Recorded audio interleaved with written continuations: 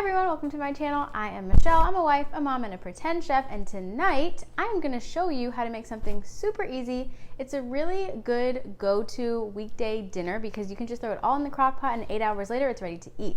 So what I'm going to show you how to make is a Mississippi roast. You may have heard of it. It only has 5 easy ingredients. So if you're interested in learning how to make this, then keep watching.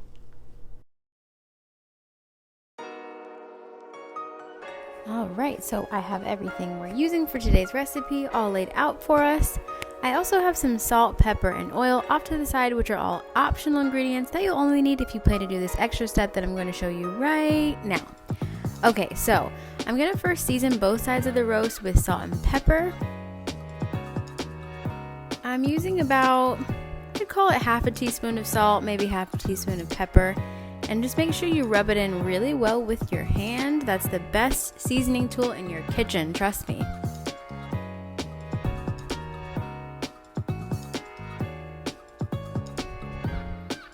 Alright, so now that we've got that all rubbed in, I'm going to actually sear this roast on both sides. In order for this to work best, you'll want to preheat your skillet with about 1.5 tablespoons of oil and let it sit on medium-high heat for 3 to 5 minutes before you put it in.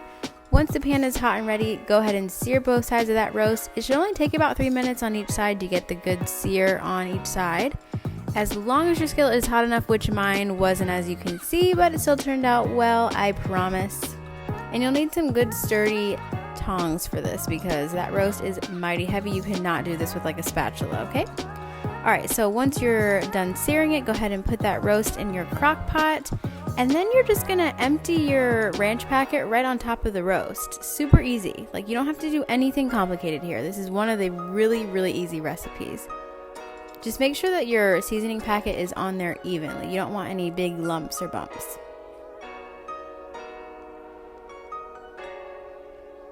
And then you're just gonna dump on your au jus packet. And same thing, just spread it over evenly. Make sure there's no large mountains of seasoning anywhere.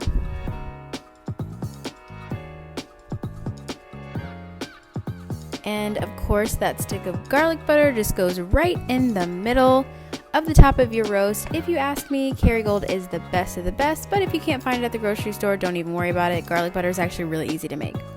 Okay, so now I'm just popping the pepperoncinis around the roast and down in the crock pot. I'm being super generous with these, as you can see, because I absolutely love the flavor that these give off after they slow cook for so long. And they really don't have much spice after they've like cooked for 8 hours, so don't worry about that.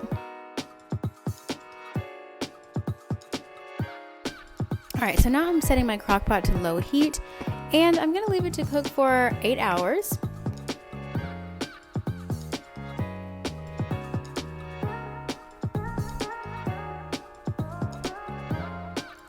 Alright, so this is what my delicious roast looked like at hour 7. It smells amazing in this house, as you can imagine.